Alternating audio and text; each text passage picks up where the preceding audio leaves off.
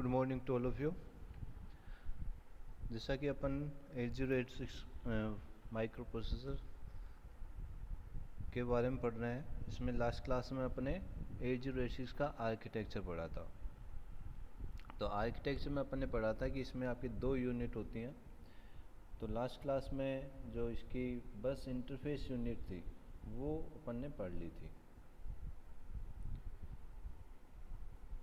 तो जो आपकी ये बस इंटरफेस यूनिट होती है इसके बारे में अपन ने लास्ट क्लास में पढ़ा था।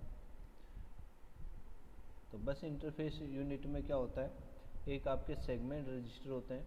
ये आपके 4 सेगमेंट रजिस्टर होते हैं, कोड सेगमेंट, डीएस सेगमेंट और स्टैक सेगमेंट और एक्स्ट्रा सेगमेंट। तो अपन जानते हैं जो मेमोरी होती है वो उसका अपन अलग अलग भाग कर देते हैं और हर भाग को एक्सेस करने के लिए एक स्टार्टिंग एड्रेस चाहिए। वो आपका इस जो रजिस्टर होते हैं सेगमेंट रजिस्टर, इनमें वो एड्रेस स्टोर होता है। इसकी सहायता से और डेटा बस की सहायता से आपका यहाँ पे एक ALU होता है, वो आपका 20 बिट एड्रेस जनरेट करता है। इसके साथ ही ये जो आपकी बस इंटरफेस यूनिट है, ये मेमोरी में जो भी इंस्ट्रक्शन होता है उसको फैच करता है और इंस्ट्रक्शन क्यू में इंसर्ट कराता है। और इंस्ट्रक्शन क्यू होता है ये इसमें एक नया कंसेप्ट है 8086 में। इससे क्या होगा, आपका कोई भी इंस्ट्रक्शन है वो यहाँ पे एग्जीक्यूट हो रहा है, उसी समय जब यहाँ पे एग्जीक्यूट हो रहा है आपका एग्जीक्यूशन रेट में, उसी समय आपका जो इंस्ट्रक्शन क्यू में आपका डेटा यहाँ से फैच हो करके यहाँ स्टोर हो जाएगा। इससे क्या होगा, आपकी जो टाइम लगता है, टाइम कंजम्पशन कम होगा, तो उसके आपका जो माइक्रो प्रोसेसर की स्पीड बढ़ जाती है। इसी कंसेप्ट को अपन पाइपलाइनिंग बोलते हैं। तो पाइपलाइनिंग से इसकी स्पीड बढ़ जाती है। तो ये लास्ट क्लास में अपन ने पढ़ा था। आज अपन पढ़ेंगे आपका एग्जीक्यूट यूनिट। ये यूनिट अपन आज पढ़ेंगे। तो इस यूनिट में एक आपका इंटरनल कंट्रोल सिस्टम होता है। इंटरनल कंट्रोल सिस्टम क्या करेगा, कोई भी आपका इंस्ट्रक्शन है बस इंटरफेस से यूनिट से, वो मेमोरी से फैच किया जाएगा, वो कंट्रोल आपका ये सिस्टम करता है। इसके साथ ही आपका इंस्ट्रक्शन फैच हो गया, फिर उसके बाद में उसको डिकोड करेगा। तो डिकोड का मतलब ये नहीं है कि इंस्ट्रक्शन होगा वो आपका किसी पर्टिकुलर लैंग्वेज से आपके बाइनरी में कन्वर्ट करेगा। डिकोडिंग का मतलब ये होता है यहाँ पे जो इंस्ट्रक्शन है उसको पढ़ा जाएगा कि आपका कौन सा इंस्ट्रक्शन या कौन सी ऑपरेशन आपको परफॉर्म करनी है। अब वो पूरा का पूरा काम कौन करता है, आपका कंट्रोल सिस्टम। इसके बाद में जो भी आपका ऑपरेशन परफॉर्म करना है उसके अकॉर्डिंग ये ALU को इंस्ट्रक्शन देगा कि ये ऑपरेशन परफॉर्म करो, और ALU क्या करेगा, उस ऑपरेशन को परफॉर्म करेगा और उसका जो रिज़ल्ट आएगा वो यहाँ से 16 बिट जो आपका डेटा बस होती हैं उसकी सहायता से आपके रजिस्टर में स्टोर हो जाएगा। जो रिज़ल्ट आया है उसका स्टेटस जानने के लिए यहाँ पे फ्लैग रजिस्टर होते हैं, जो आपके 8085 में भी होते हैं। 8085 में 5 फ्लैग होते हैं, वो अपन जानते हैं, जबकि आपके 8086 में 5 नहीं हो करके टोटल आपके 8 फ्लैग होते हैं। तो 5 तो यही होते हैं, 3 और एक्स्ट्रा फ्लैग होते हैं। तो इस तरीके से आपका एग्जीक्यूशन जो यूनिट होती है उसका ऑपरेशन परफॉर्म होता है। तो 1 बाय 1 अपन इसमें पढ़ेंगे।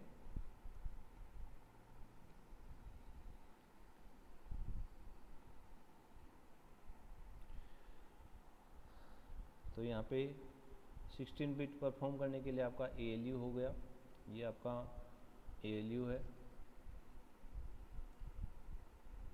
तो जो भी आपका डेटा आएगा वो सारा 16 बिट का होगा, उस पर परफॉर्म करने का ये ALU परफॉर्म करेगा।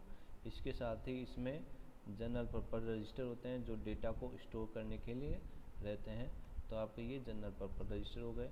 इसके साथ ही इसमें कुछ आपके पॉइंटर रजिस्टर होते हैं, एक आपका स्टैक पॉइंटर होता है, एक आपका बेस पॉइंटर होता है, जो कि आपका जो ऑफसेट एड्रेस होता है उसको कैलकुलेट करने के लिए काम में लिए जाता है। इसके साथ ही इसमें कुछ इंडेक्स रजिस्टर होते हैं, सोर्स इंडेक्स और डेस्टिनेशन इंडेक्स, जो कि आपके 16 बिट के एड्रेस होते हैं। जो आपके जनरल पर्पस रजिस्टर होते हैं ये आपके 16 बिट के होते हैं, लेकिन इसको अपन यदि अपन को 8 बिट का डेटा है तो उसको अपन 8 बिट में भी काम में ले सकते हैं, जिससे क्या हो गया, आपकी बिट का जो वेस्टेज यूज हो वो आपका बच जाएगा।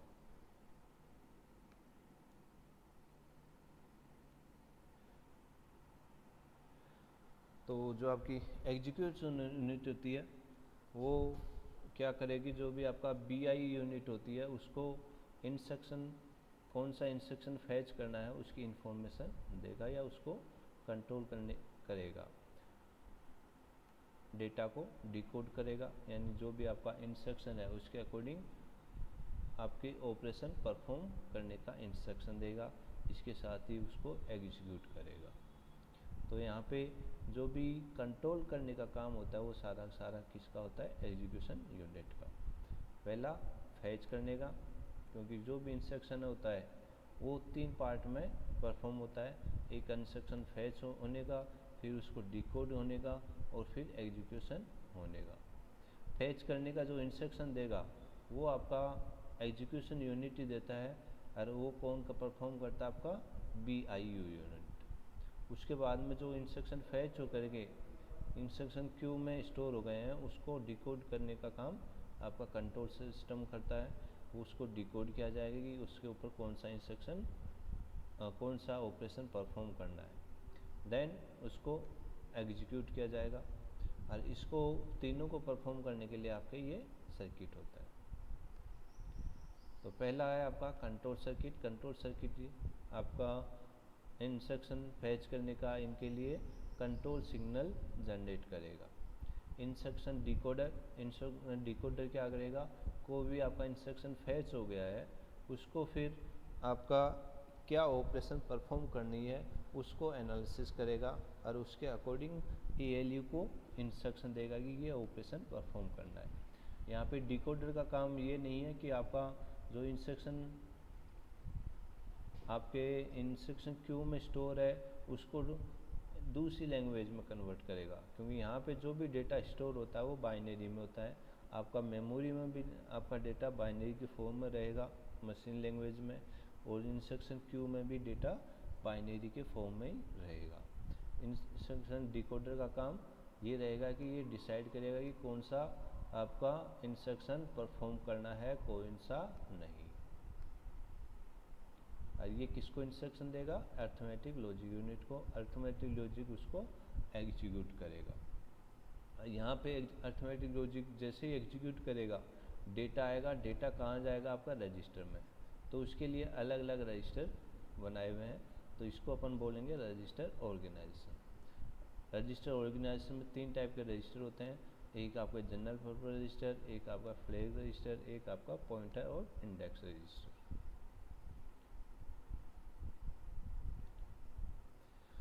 जनरल पर्पस रजिस्टर में जो आपका फर्स्ट रजिस्टर होता है एक्यूमुलेटर, जिसको AX से डिनोट किया जाता है। AX रजिस्टर होता है वो आपका 16 बिट का रजिस्टर होता है, लेकिन इसको अपन 8 बिट में भी काम में ले सकते हैं। यदि आपका डेटा 8 बिट का प्रोसेस करना है तो उसको अपन 8 बिट में भी काम में ले सकते हैं। इसके लिए आप 2 नोटेशन होते हैं, AL और AH। तो आज जब 8 बिट का काम में ले तो अपन ये नोटेशन करके अपन एक्सेस करेंगे। यदि इसको अपन 16 बिट का डेटा यूज करना है तो उसको AX से डिनोट किया जाएगा।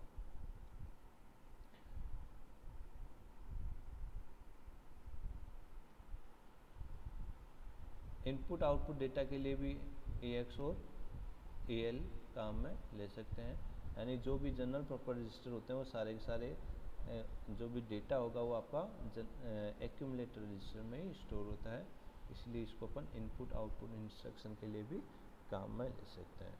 यदि डेटा किसी और रजिस्टर में है और उसको आपको इनपुट आउटपुट पोर्ट पे भेजना है तो पहले अपन को जनरल पर्पज रजिस्टर में ट्रांसफ़र करना पड़ेगा, उसके बाद में डेटा को इनपुट और आउटपुट पे भेज सकते हैं। इसके अलावा मल्टीप्लिकेशन और डिवीज़न में जो आपके रजिस्टर काम आएगा वो आपका AX और AL रजिस्टर काम में आता है। आपका जो और रजिस्टर होते हैं आपके BX CX, ये अपन मल्टीप्लिकेशन और डिवीज़न में काम में नहीं लेते हैं, वहाँ पे आपका फिक्स होता है AX एक्यूमुलेटर रजिस्टर, ये अपन काम में लेंगे।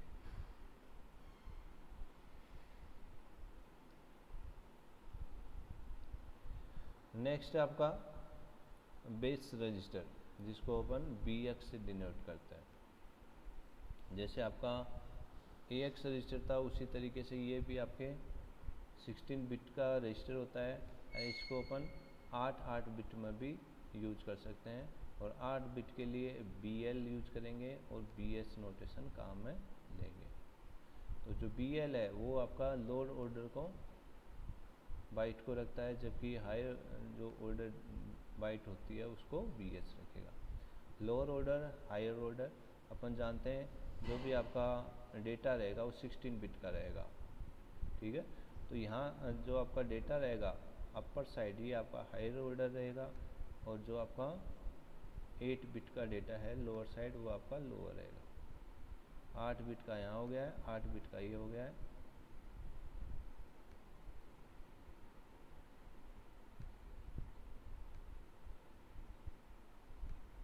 इसको अपन लोअर बोलेंगे,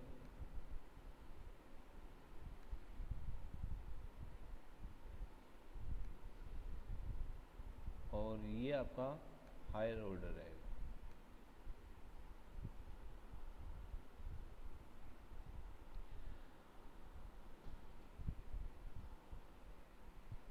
ये जनरली आपका जो एड्रेसिंग मोड होते हैं उसके लिए अपन इसको काम में लेते हैं। एड्रेसिंग के लिए जो मेमोरी रेफरेंस है उसके लिए अपन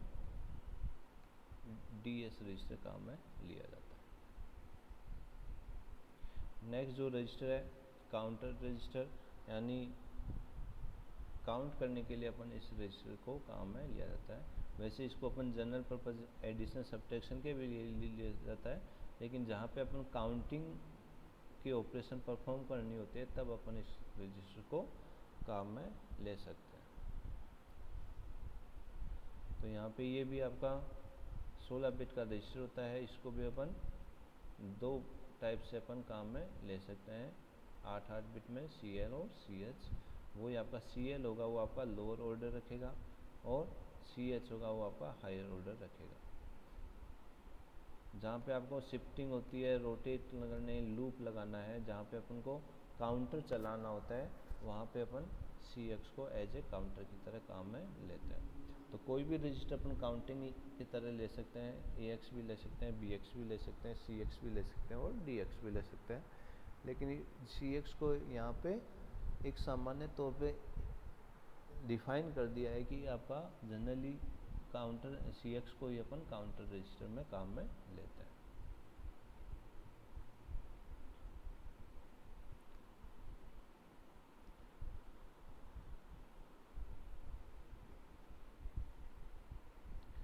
ये आपका एक एग्जांपल बताया है, CX का स्टेटस चेक करेगा। CX जब 0 होगा तब ये आपका नेक्स्ट इंस्ट्रक्शन को एग्जीक्यूट करेगा, अदरवाइज नहीं करेगा। तो यहाँ पे अपन फ्लैग जो इफेक्ट होगा उसके अकॉर्डिंग इसको काउंटर में काम में लेंगे। नेक्स्ट आपका DX रजिस्टर, जिसको अपन डेटा रजिस्टर भी बोलते हैं, यानी जो डेटा पे ऑपरेशन परफॉर्म कराना है तो उसके लिए अपन DX रजिस्टर काम में लेते हैं। तो ये आपका 16 बिट का रजिस्टर होता है, इसमें भी आपको 8 बिट में 2 डेटा को 2 टाइप से अपन डिनोट कर सकते हैं, DL और DS। L आपका लोअर ऑर्डर को और DH आपका हायर ऑर्डर को डिनोट करता है। ये जनरली आपका डेटा को रखने के लिए काम में लिया जाता है। इसमें अपन डेटा को जो मल्टीप्लिकेशन होती है और डिवाइडेंड होती है उसके लिए भी अपन इसको काम में लिए। तो ये आपके 4 जनरल पर्पस रजिस्टर थे जिनको अपन जनरल ऑपरेशन परफॉर्म करने के लिए काम में लेते हैं।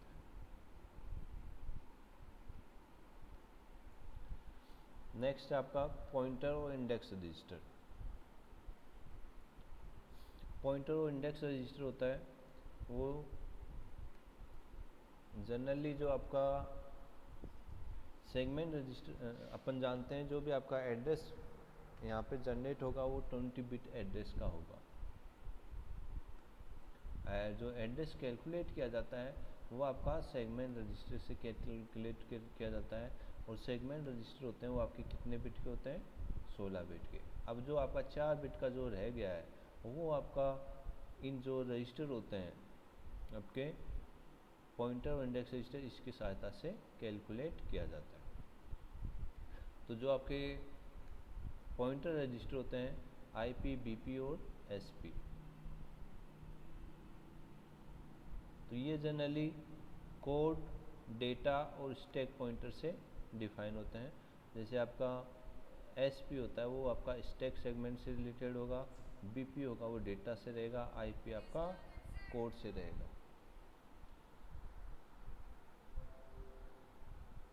तो ये जो आपका ऑफसेट एड्रेस होता है उसको इसमें रखते हैं। तो अपन को जो 4 बिट का एड्रेस चाहिए उसको अपन ऑफसेट एड्रेस बोलते हैं, और ये कौन रखता है आपके, ये रजिस्टर रखते हैं आईपी, बीपी और एसपी। तो इसको सहायता से आपका 20 बिट एड्रेस कैलकुलेट किया जाता है। जबकि जो इंडेक्स रजिस्टर होते हैं डीआई और एसआई, दो टाइप के इंडेक्स रजिस्टर होते हैं। तो इसको अपन जनरल पर्पज़ की तरह भी काम में ले सकते हैं और ऑफसेट स्टोरेज के लिए भी काम में ले सकते हैं। और जो आपका जनरल पर्पज़ होता है उसमें इंडेक्स और बेस इंडेक्स और रिलेटिव बेस इंडेक्स काम में लिया जाता है, तब अपन डीआई और एसआई को काम में लेते हैं।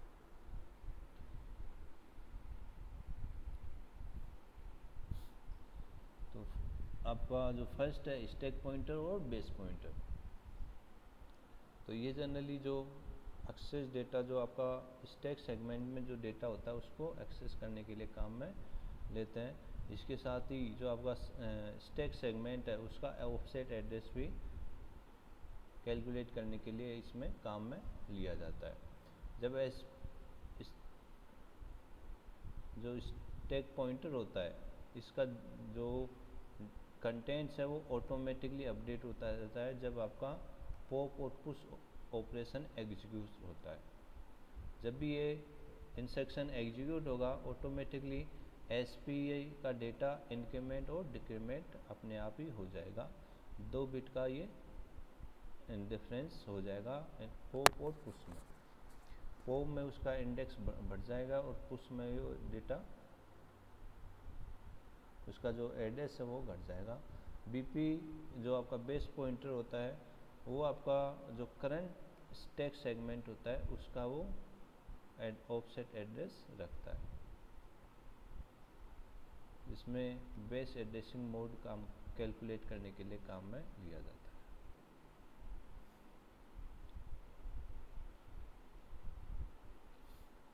देन आपके सोर्स इंडेक्स और डेस्टिनेशन इंडेक्स, ये आपका इंडेक्स एड्रेसिंग मोड में काम में लिए जाते हैं, और ये आपके 16 बिट के ही रजिस्टर होते हैं।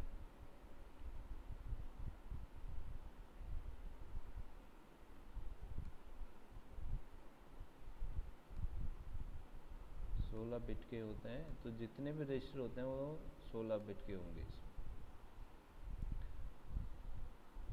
तो जितने भी आपकी स्ट्रिंग के बेस पे जो आपका इंस्ट्रक्शन रहेंगे वो सारे के सारे इसमें काम में लिया जाता है। इसके लिए जो आपका सेगमेंट रजिस्टर होता है, डेटा सेगमेंट और एक्स्ट्रा सेगमेंट, उसमें जो भी आपका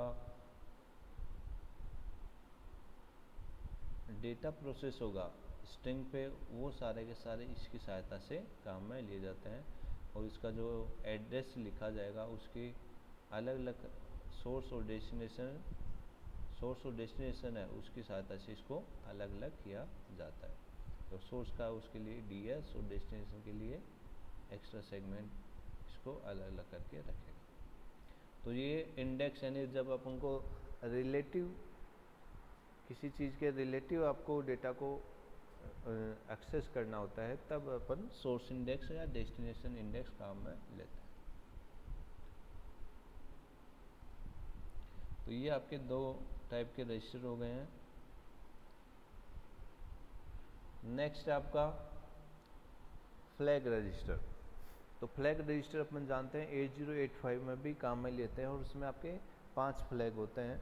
तो वही 5 फ्लैग इसमें भी काम आएंगे, लेकिन इसमें जो टोटल फ्लैग होते हैं वो आपके 8 फ्लैग होते हैं। तो 8085 में अपन फ्लैग लेते हैं एक आपका कैरी फ्लैग। तो कैरी फ्लैग होगा जब भी आपका जो डेटा होता है उसमें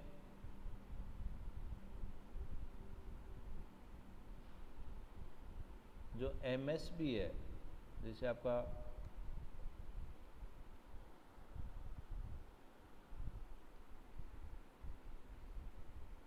कोई डेटा है 1 0 1 0 1 1 0 और 0, ऐसे 8 बिट का डेटा है और इसको अपन ऐड करना चाहे दो नंबर को,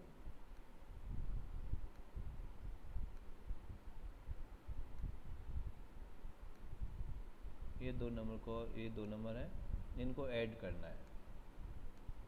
तो ऐड करेंगे तो ये बिट जुड़ जाएगी और यहाँ पे जब बिट ऐड करेंगे MSB पे तो 1 और 1 में ऐड करेंगे तो क्या आएगा 0 और 1। तो यहाँ पे आपकी कैरी जनरेट होगी तो इसको अपन बोलेंगे ऑक्सिलरी कैरी। तो जब भी ये ऑक्सिलरी कैरी आपकी जनरेट होगी तो ये आपका फ्लैग है वो आपका 1 हो जाएगा, अदरवाइज वो आपका 0 रहेगा। तो ये आपका 8085 में भी अपन काम में लेते हैं। देन आपका पैरिटी फ्लैग।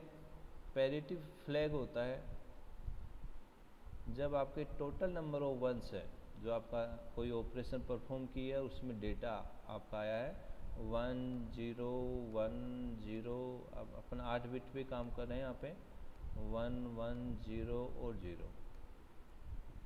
तो यहाँ पे टोटल नंबर ऑफ वंस कितने हैं 1 2 3 4। तो टोटल नंबर ऑफ वंस हो गए, कोई ऑपरेशन परफॉर्म है उसका रिजल्ट ये है, उसमें टोटल नंबर ऑफ वंस 4 है। तो ये टोटल नंबर ऑफ वंस 4 हैं जो कि आपका इवन है। तो इवन आते ही आपका जो पैरिटी फ्लैग है वो आपका 0 हो जाएगा, 0 रहेगा। और यदि मान लेते हैं इसकी जगह 0 की जगह क्या मिल रहा है आपको 1 मिल रहा है, तो टोटल नंबर ऑफ वंस कितने हो गए ओड हो गए, ओड हो गए तो ये आपका 1 हो जाएगा। तो इसको जो आपके 0 और 1 total number of once count कर रहे हैं इसको अपन पैरिटी बोलते हैं। तो जब भी ये ओड हो जाएगा तो ये एक्टिव हो जाएगा और यदि आपका ये इवन रहेगा तो ये डीएक्टिवेट रहेगा। तो जब ये आपका ओड होगा तो ये पैरिटी फ्लैग है ये आपकी 1 हो जाएगी, ये आपका 1 हो जाएगा, अदरवाइज ये 0 रहेगा।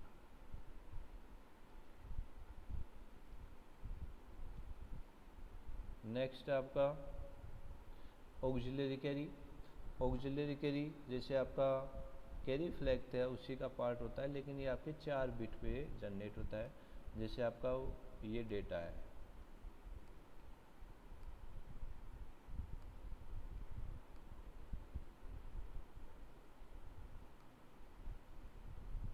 ये आपका डेटा है, 4 बिट इधर हो गई और 4 बिट इधर हो गई, इसको आपको ऐड करना है।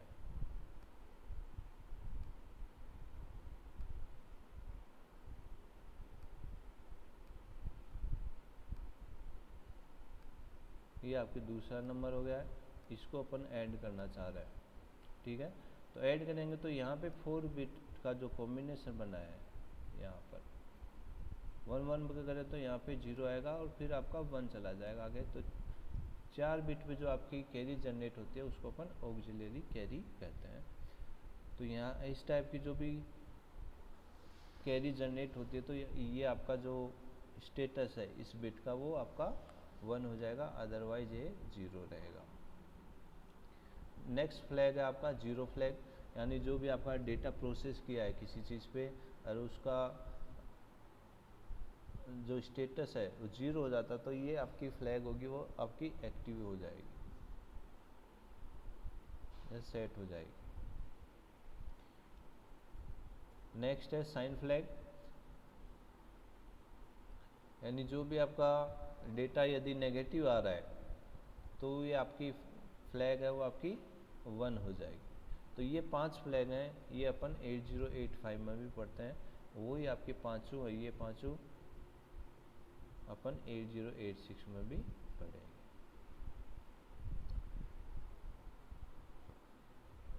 तो नेक्स्ट जो आपकी एक्स्ट्रा 3 फ्लैग हैं वो आपके सॉरी 9 फ्लैग होते हैं। जो आपके नेक्स्ट जो 4 फ्लैग होते हैं वो आपके फर्स्ट फ्लैग है, उसके अलावा वो आपका ट्रे फ्लैग है।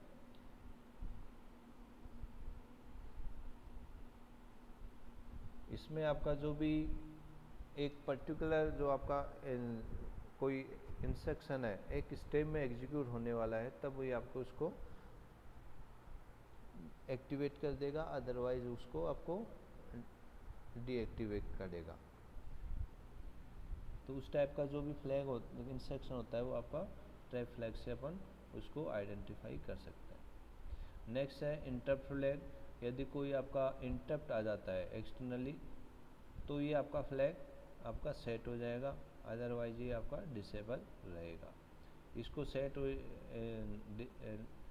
इनेबल और डिसेबल करने के लिए इंस्ट्रक्शन होता है EI और DI, वो अपन इंस्ट्रक्शन में पढ़ेंगे। डायरेक्शन फ्लैग, ये इंस्ट्रक्शन होता है वो आपका जनरली अपन स्ट्रिंग के लिए काम में लेते हैं। तो इसमें जो यदि फ्लैग का जो बिट 0 है तो स्ट्रिंग को अपन जो स्टार्ट करेंगे पढ़ना वो lowest address to higher address करेंगे, beginning from lowest to address to higher address. तो जब 0 होगा, यदि आपका 1 है तो आपका ये हायर एड्रेस से लेकर के अपन इसको लोअर एड्रेस की तरफ पढ़ेंगे। तो ये आपकी डायरेक्शन को बताएगा, और इसको अपन कैरेक्टर के लिए या स्ट्रिंग ऑपरेशन के लिए काम में लेते हैं। नेक्स्ट है आपका ओवरफ्लो फ्लैग। ओवरफ्लो आपका जब डेटा होगा आपके 16 बिट से ऊपर चला जाता है तब ये आपका फ्लैग सेट हो जाएगा, अदरवाइज ये 0 रहेगा। क्योंकि जब अपन डेटा 2 बिट का 2 नंबर को ऐड करते हैं तो कभी कभी डेटा 16 बिट से भी ज़्यादा चला जाता है, तो ये आपका सेट हो जाएगा। तो इस तरीके से अपन ने जो भी रजिस्टर होते हैं वो आपके जनरली 6 टाइप के रजिस्टर पढ़े थे। एक आपका जनरल पर्पस रजिस्टर जिसमें AX, BX, CX और DX आता है, इसको अपन 8 बिट में भी अपन काम में ले सकते हैं। पॉइंटर रजिस्टर है, पॉइंटर रजिस्टर 2 रजिस्टर होते हैं, एक आपका स्टैक पॉइंटर, एक आपका बेस पॉइंटर। स्टैक पॉइंटर होता है स्टैक सेगमेंट के लिए काम में लेते हैं, और बेस पॉइंटर आपके रजिस्टर के काम में लिया जाता है।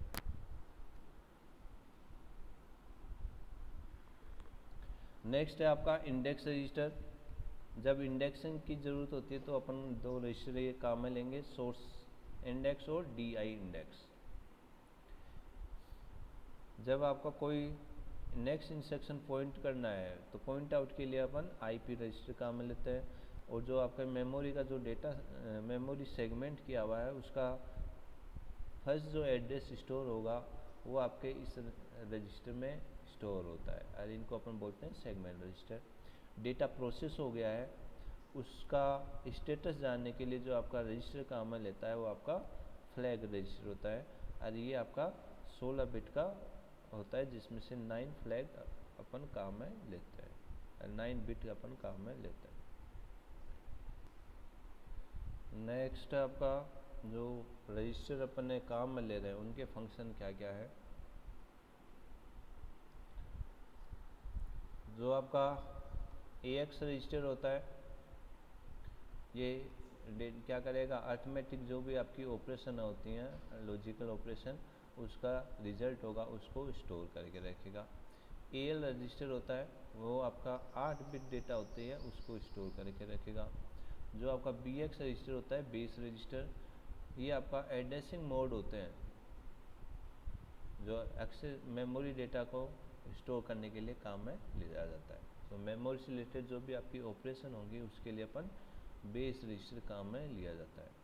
जहाँ पे आपका काउंटर है, काउंटिंग करनी है, तो उसके लिए अपन CX रजिस्टर काम में लेते हैं। और काउंटिंग कहाँ जरूरत पड़ती है अपन को, कोई डेटा को शिफ्ट करवाना है, रोटेट करवाना है, या कोई आपको लूप चलाना है, तब अपन काउंटर की ज़रूरत पड़ती है, और उस समय अपन CX रजिस्टर काम में लेते हैं।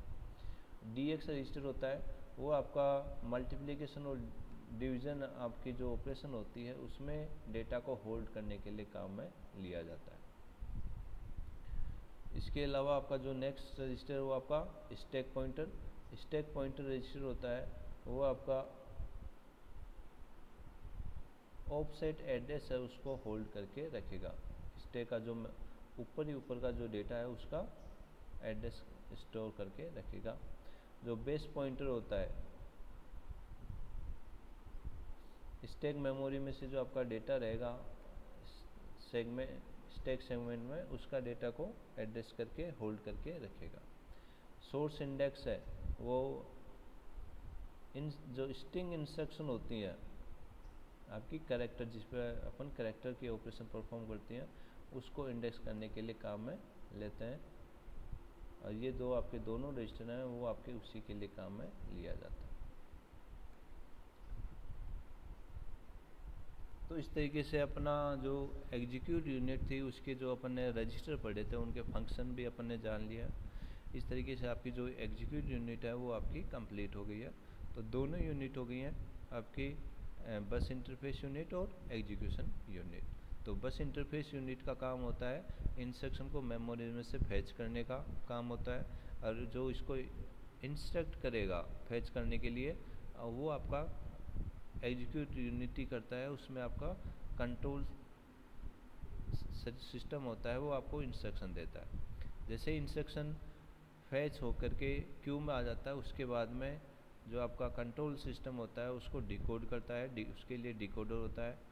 डिकोडिंग करने के बाद में उसको एग्जीक्यूशन होगा, और एग्जीक्यूशन होने के बाद में उस डेटा को स्टोर कर लिया जाएगा। वो आपका प्रोग्रामिंग के अकॉर्डिंग किस रजिस्टर में स्टोर करना है उस हिसाब से उसको स्टोर कर लिया जाता है, और उसी हिसाब से उसका जो रिज़ल्ट आया है उसके अकॉर्डिंग उसका फ्लैग जो स्टेटस रजिस्टर है वो आपका एक्टिवेट हो जाएगा। तो आज के लिए अपन इतना ही पढ़ेंगे। नेक्स्ट क्लास में अपन इसका पिन डायग्राम पढ़ेंगे। Okay, thank you.